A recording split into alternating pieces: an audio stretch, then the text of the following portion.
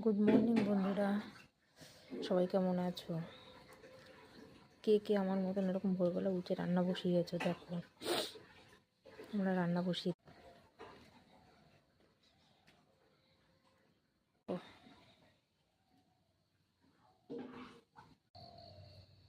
দেখছো কিরকম অন্ধকার পরিবেশ।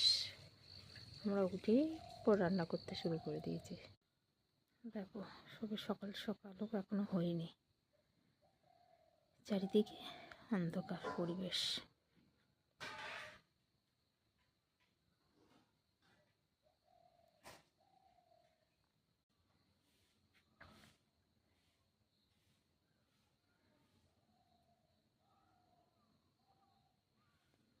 এখন উঠে রান্না করতেও বেশ ভালো লাগে, চারিদিক নিস্তব্ধ। ঠিক আছে, চলো আমি রান্না করে নিই, পরে আবার দেখা হচ্ছে। টাটা।